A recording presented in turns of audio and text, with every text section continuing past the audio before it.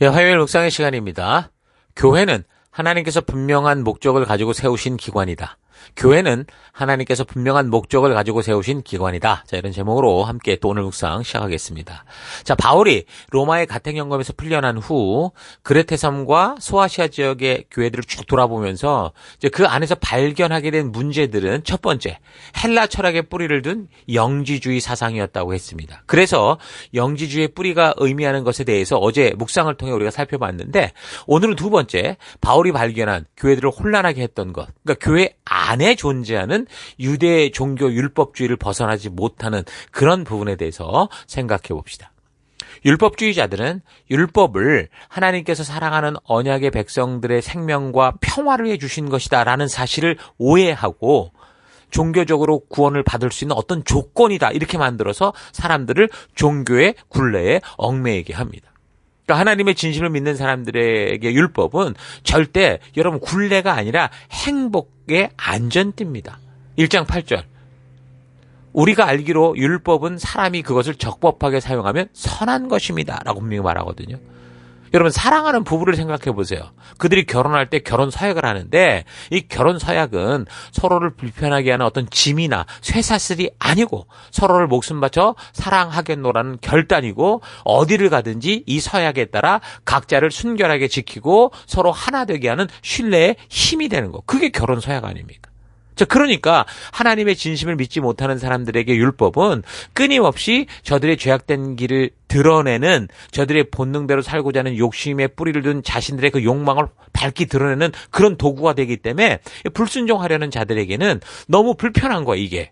억지로 규제하는 제약이다라고 생각을 하게 되는 거죠. 또한 저들은 자신의 욕심대로 살고자 하나님과의 계속되는 이 신실한 관계를 원하지 않기 때문에 그냥 천국 갈 수 있는 방법으로만 이걸 만들려고 하고, 그렇게 자기들이 믿고 싶은 바대로 그래 그 기독교, 그 종교를 추구하면서 자신들은 어떻게 살든지 결국 천국에 갈 수 있어. 또는 천국은 없는 거야. 심판도 없어. 우리가 살아가는 이게 전부야. 이런 식으로 막 이제 삐뚤어져 가는 거죠. 그래서 하나님의 분명한 외침이 들리는 자기들의 양심을 자꾸 마비시켜서 솔직히는 불안한데도 그 욕심 때문에, 그 욕정 때문에 그 길을 걸으려고 하는 겁니다.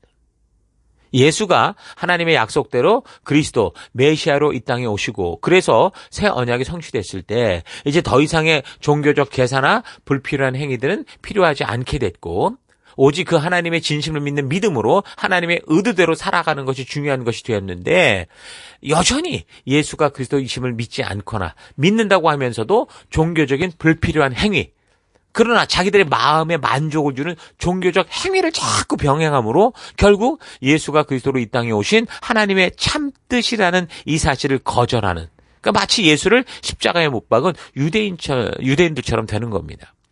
교회 안에 거짓 교사라고 불리는 사람들이 한 짓이 바로 이런 짓인 거죠. 율법에 적힌 것을 설교하고 가르치지만 그 율법과 규례를 통해 하나님이 의도하여 보여주시는 메시아 예수 그리스도, 하나님의 구원의 방법, 하나님의 경륜을 전혀 모르고 그 진정한 의미가 빠져버린 상징적인 것만, 종교적인 것만 추구하는 외식적이고, 그러니까 썩은 종교를 추구하는 그런 꼴이 된 겁니다. 그러니까 율법을 설교한다고 하면서도 하나님이 이 율법과 그리스도를 주신 참 의미를 알지 못하니까 헛된 궤변을 남발하게 되고, 그들이 말하는 것이나 확증하는 것이 율법을 주신 하나님의 의도에서 벗어났기 때문에 아무리 그런 이야기를 교회당에서 한다고 해도, 심지어 예배에서 설교를 한다고 해도 무의미한 잡담에 불과하게 되는 거죠. 성경을 통해 하나님의 진정한 의도를 깨닫지 못하면서 다른 사람에게 어떻게 성경에 대한 정보를 그렇게 알려줄 수 있겠습니까? 그냥 정보만 늘어놓고 그 다음에 자기가 원하는 대로 막 해석을 해버리는 거죠. 자기 좋은 대로 그렇게 떠들어대기 좋아하는 사람들은 결국 뭐예요? 비록 강단에서 목사라는 타이틀을 갖고 설교를 한다고 해도 장님이 장님을 인도하는 그런 어리석은 죄를 범하는 거죠.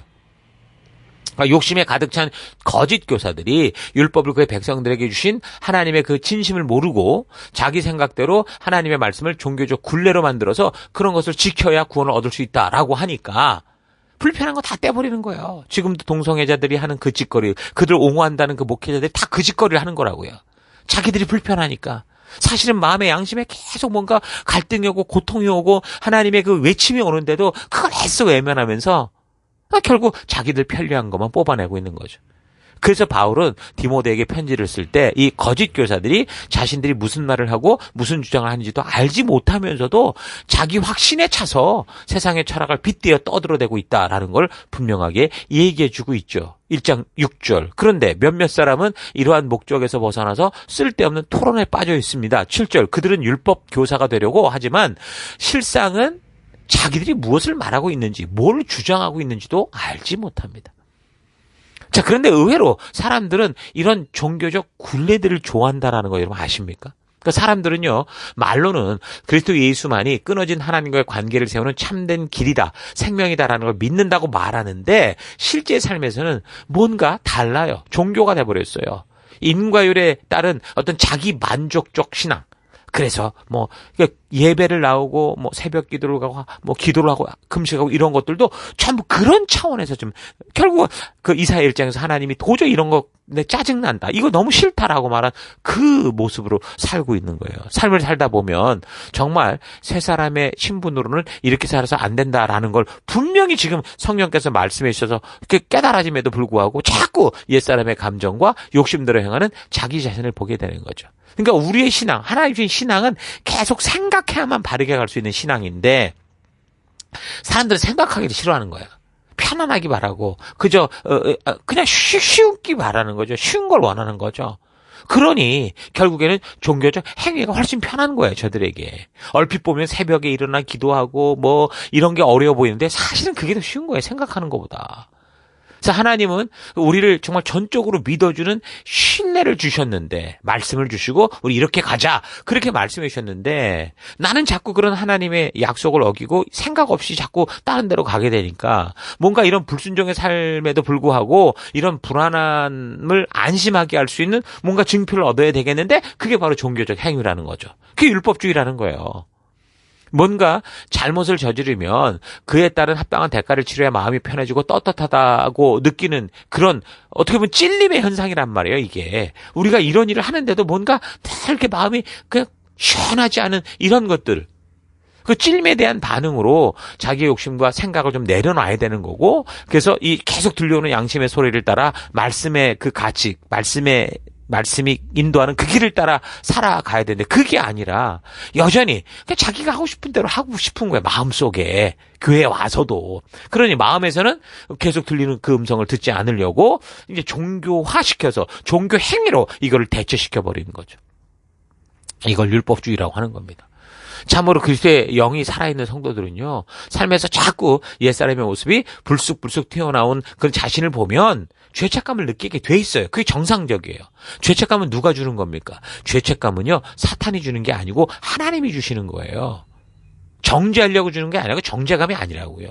왜 이렇게 주십니까? 우리로 하여금 옛사람의 습관에 머물지 않고 거짓된 잘못된 때들을 다 떼어내고 새 사람의 길에 나아갈 수 있도록 그렇게 하시는 거거든요. 방향 설정이라고 보면 돼요.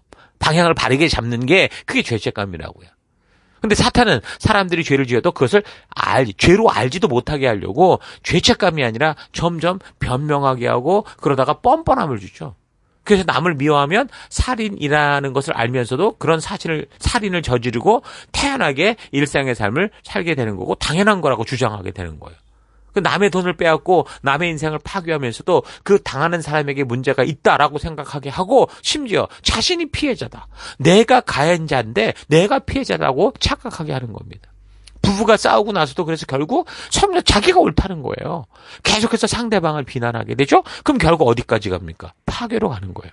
이런 자기 변명, 핑계, 남을 탓하는 이런 거는 하나님이 주는 죄책감을 외면하고 사탄이 주는 뻔뻔함을 받아들이고 있기 때문에 나타나는 그런 현상들이 바로 이겁니다. 변명, 핑계, 남 탓. 그러니까 죄책감은 하나님이 말씀, 율법이라는 기준을 통해 우리가 자신의 욕심을 따라 잘못된 길을 가고 있다고 우리 양심에게 바른 방향을 알려주는 하나님의 알림입니다. 그래서 하나님은 자기 아들의 피로 산 이 사랑하는 백성들이 생명의 길에서 떠나지 않을 수 있도록 그런 길을 만드시는 거예요. 비록 실수로든 또는 고의로든 죄의 함정에 빠지게 될 때, 심지어 하나님을 아직 만나지 못한 세상의 사람들조차도 그 양심 안에 바로 이게 있기 때문에 하나님께서는 예수 그리스도의 생명으로 사신 자신의 아들과 딸인 우리를 결단코 거부하지 않으시고 그 죄악된 길에서 다 돌아올 수 있도록 그런 장치를 하신 거죠. 그런데 사탄은 하나님의 도구인 이 죄책감을 바르게 듣지 못하게 하고 정죄감에 뻔뻔함에 빠지게 해서 마치 우리가 하나님으로부터 완전히 무슨 버림받은 것처럼 우리를 속이는 거죠.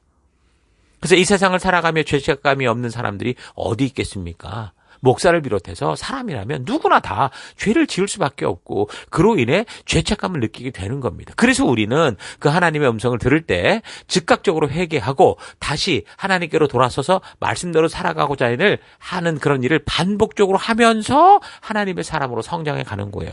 오늘날 이 자동차가 많이 발달하면서 요즘 좋은 차들은 보니까 이 길에서 어긋날 때 계속 알람이 울려서 바른 길을 갈 수 있도록 자동으로 막 이렇게 컨트롤을 하는 경우가 있거든요.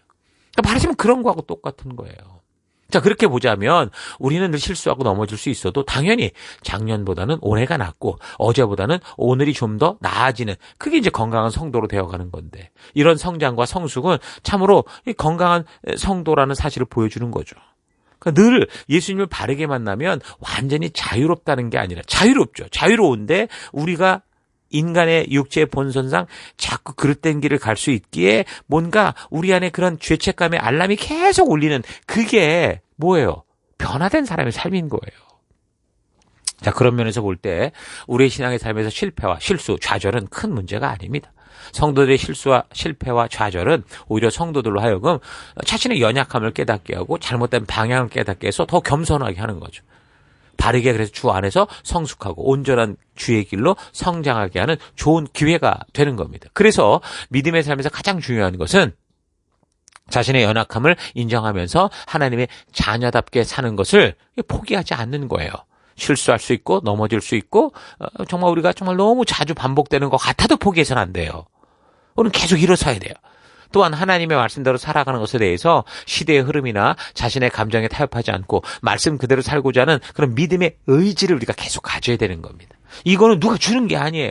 하나님께서 우리에게 주신 이 기회를 가지고 우리가 믿음을 가지고 신뢰함으로 그렇게 나아가야 되는 거죠. 성도가 하나님의 말씀대로 순종하는 삶을 포기를 하게 된다면 그럼 교회 속에 존재한다고 해도 교회를 열심히 다닌다고 해도 그건 율법에 얽매여 간신히 질질 끌려가는 외식적 종교인이 되거나 또는 완전한 배교자가 돼서 아예 이제 세상으로 돌아가 버리는 그런 인생이 되고 말 겁니다.